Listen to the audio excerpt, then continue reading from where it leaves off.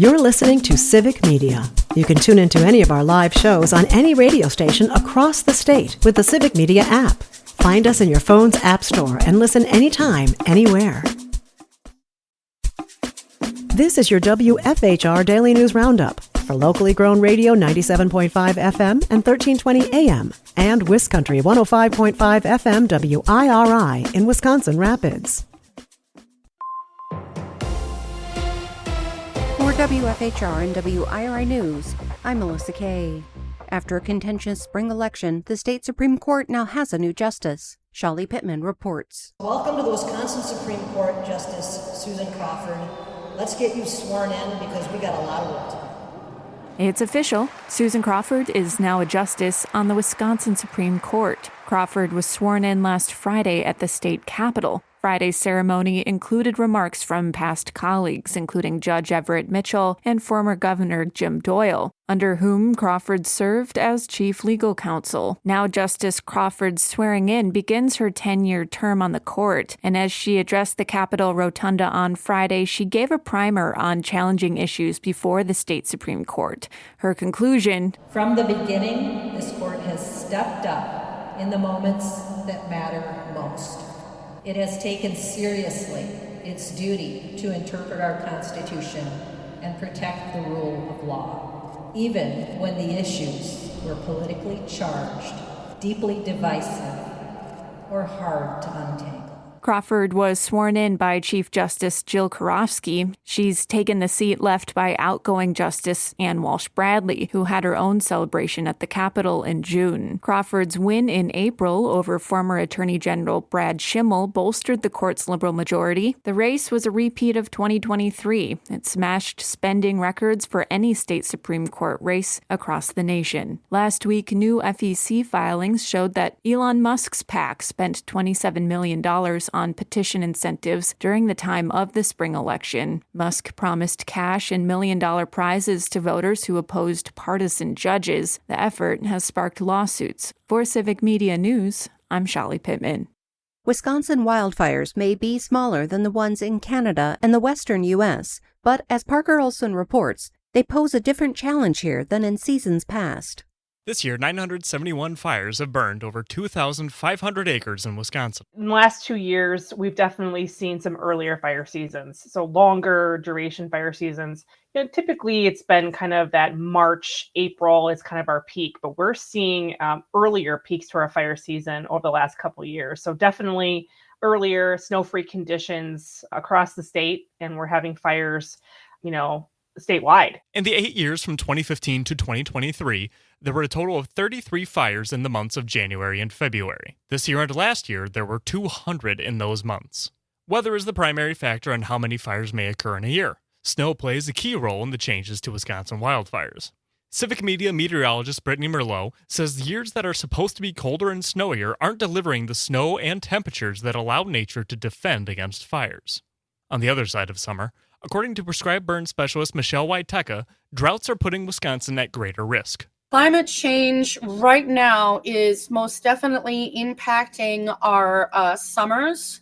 We are dealing with more long-term drought. That guarantee of, no wildfires occurring during this time because it is literally the vegetation is too flushed with moisture, that is not something that we can hang our hat on anymore. With both ends of fire season extending, it's easier to accidentally start a fire. 98% of Wisconsin fires are caused by people. That's why experts say to be cautious, avoid burning on dry, windy days, and make sure that embers are out when you're done. For Civic Media News, I'm Parker Olson. And I'm Melissa Kay for WFHR WIRI News. The Brewers take on the Braves. Hi, I'm Mike Clemens with sports. Baseball tonight in Atlanta, where the Brewers face the Braves. Quinn Priester on the mound for Milwaukee against the Braves. Eric Fetty. The Brewers had to place Jacob Mizorowski on the 15-day IL over the weekend. The Miz still dealing with a severely bruised shin bone after getting hit with a ball during the Cubs game last week. The crew brought up Logan Henderson to start in their 14-3 win over the Nationals to complete a sweep. Outfielder Sal Frelick dealing with a knee injury, Pat Murphy revealed over the weekend. It's part of his meniscus. He's had surgery on it back in 19, and the doctors will have to tell you what they think. We got Churio down for a while, now Sal. We don't exactly position player depth. We have some, but it's not as deep as we'd like. But yeah, we'll just keep rolling. The Brewers remain in first place, 2 games ahead of the Cubs. NFL, the Packers have the day off. Tight end Tucker Kraft sat out family night with a groin injury. With sports, I'm Mike Clemens. On your entertainment beat, I'm Pete Schwaba. Stephen Colbert has a few months left as host of The Late Show after the announcement he was let go by Paramount a couple weeks ago. Last week, former Democratic presidential nominee Kamala Harris appeared on the show and was asked by the host who the leader of the Democratic Party is. When she didn't answer to his liking, Colbert held her feet to the fire, and she finally said there are a lot of leaders. Sigh. Hard to believe the party is struggling. Harris was on the show to promote her book, 107 Days, which chronicles her whirlwind run for the presidency in 2024. And just like that, there will be no more Sex and the City, according to Variety. After 6 seasons of the original, 2 feature films, and 3 seasons of And Just Like That, series creator Michael Patrick King says the franchise is finally kaput for the time being. Sarah Jessica Parker paid tribute to her character, Carrie Bradshaw, with a montage on Instagram. The franchise finale will air August 15th on Max, or whatever it's called now. Pamela Anderson has been married 5 times. Once to Tommy Lee, once to Robbie Ritchie, also known as Kid Rock, twice to a professional poker player, and only 1 time to some guy named Dan. She must love marriage. One of the few men she did not marry was former Superman actor Dean Cain. Last week, Cain said he and Anderson's relationship fizzled for one reason. I know what you're thinking. It's because she was too busy getting married to other men. But no. But Cain says that's not why. He says things didn't last because he was never into life in the fast lane and Anderson was. That, along with the fact that she got married every other week, was probably a hindrance. Cain did have a lot of good things to say about Anderson. Pamela Anderson has revived her career and has gotten serious about the craft of acting. She received rave reviews for Showgirl and currently stars in The Naked Gun with Liam Neeson. They were, quote, caught, end quote, on the set of The Tonight Show making out. Yes, the 2 are dating, unless they've already married by the time of this airing. Sometimes showbiz news can fly under the radar. One of my favorite Quentin Tarantino films is Once Upon a Time in Hollywood. In really cool news, Tarantino has written a sequel called The Adventures of Cliff Booth, based on the stuntman character played by Brad Pitt, a role that won him an Oscar in 2020. Tarantino is teaming up with another heavy filmmaking hitter in David Fincher, who will direct the film. Brad Pitt's Plan B Entertainment has partnered with Netflix. The Adventures of Cliff Booth will drop on Netflix in 2026. One of the coolest MCU franchises is getting a series. Black Panther fans will be excited to hear that 4 episodes of Eyes of Wakanda are now available to stream. The Ryan Coogler executive-produced animated series will follow a Wakandan tribe that acts as the nation's secret police force as they carry out dangerous missions to retrieve vibranium artifacts throughout history. The missions take them to the Trojan War and beyond. Sounds cool. You can look for it on Disney+. For more showbiz fun, tune into Nightlight with me, Pete Schwaba, weeknights from 6 to 8 p.m. on the Civic Media Radio Network.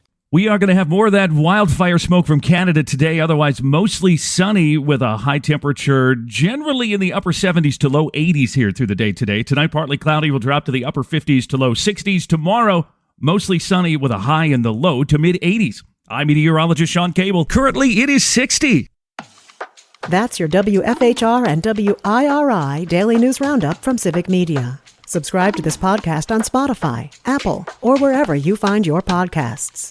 Find more news at WFHR.com or WisCountry, that's WIS Country.com. The national news cycle never stops, but it can be hard to find news about your local community. Civic Media is dedicated to providing quality local and state news coverage across Wisconsin. With the Civic Media app, you can get notifications about local stories that matter to you and your community. Find the free Civic Media app in your phone's app store and choose notifications from the menu to tell us what kind of news you want to hear about.